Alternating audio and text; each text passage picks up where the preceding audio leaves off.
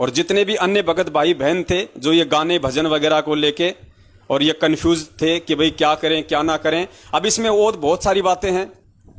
अब जैसे हम लोग कहीं पे कोई बस में जा रहे हैं, कोई ट्रेन में जा रहे हैं, और वहां पे यदि किसी ने चला दिए कोई गाने, कोई फिल्में चला दी और किसी प्रकार के कोई अश्लील, क्योंकि आजकल कोई शर्म लिहाज तो है ही नहीं किसी के, सब लोग काल प्रेरित हैं, पूरा परिवार बैठा है तो भी ऐसे ऐसे गाने चला देंगे जो सुनते हुए भी आदमी को शर्म आनी चाहिए।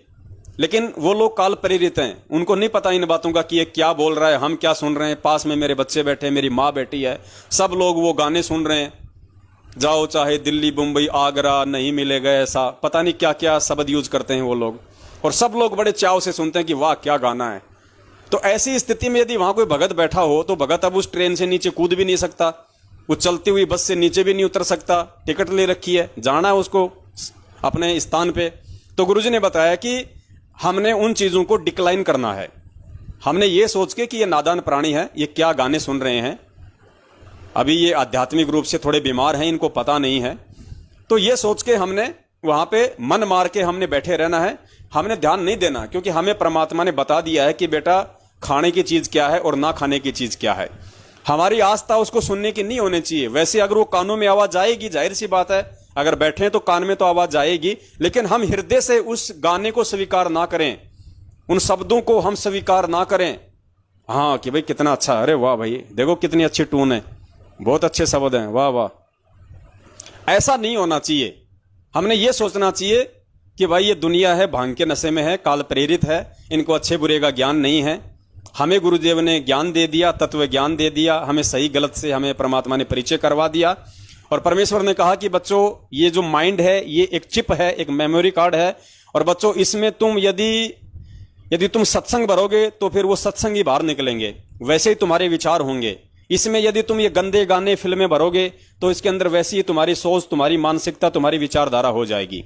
तो हम क्यों इस गंदगी को अपने अंदर लें, और हम हमारे मेमोरी कार्ड में, इस भेजे में परमेश्वर के सत्संग और अच्छी चीजें ही हम डालें, ताकि, क्योंकि कहते हैं every action has an opposite reaction, हर क्रिया की कोई ना कोई प्रतिक्रिया होती है।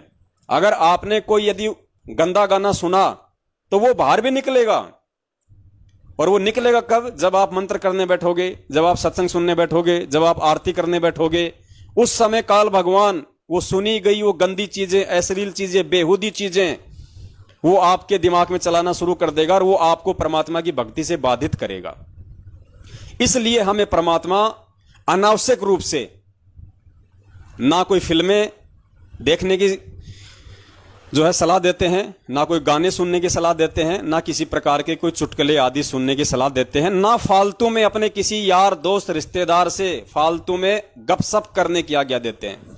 उनसे भी हमने दूर रहना है, हमने बचना है, वरना हम परमेश्वर के दोषी होंगे। तो इस प्रकार से हमने इन चीजों को समझना है परमेश्वर के इस मार्ग में, और दूसरे भगत भाई बहनों को हमने समझाना है जो अभी तक इन चीजों के विषय में नहीं जानते हैं। और यही फायदा होता है पुण्यात्माओं साध संगति का। इसीलिए परमेश्वर साध संगति रखवाते हैं, मालिक ने साध संगति रखवाई है, ताकि जो पुराने भगत हैं उनके साथ में बैठ के परमेश्वर की महिमा का गुणगान करेंगे, परमेश्वर के विषय में चर्चा करेंगे। तो वो भगत भाई बहन जो काफी समय से परमेश्वर की शरण में हैं, वो आपको अच्छी अच्छी बातें बताएंगे।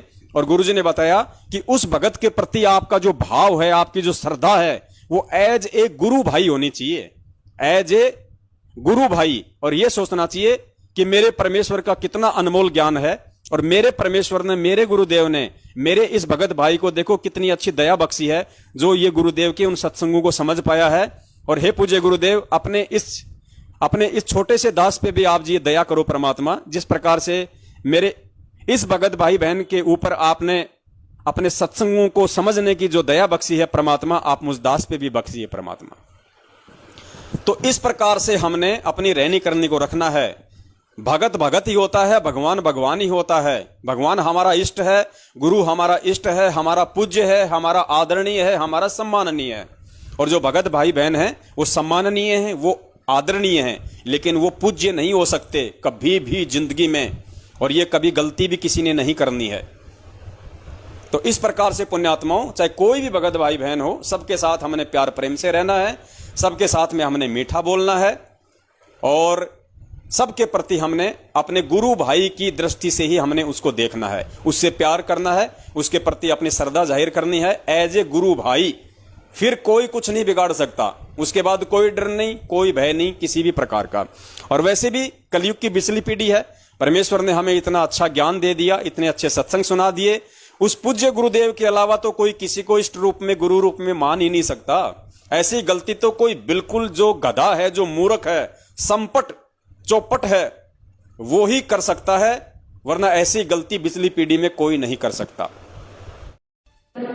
मस्तक लाग रही मारे गुरु चरणा की दूर, मस्तक ई मारे गुरु चरणा की जब ये धूल चढ़ी मस्तक पे, जब ये धूल धूलिता हो गई दूर, मारे गुरु चरणा की दूर।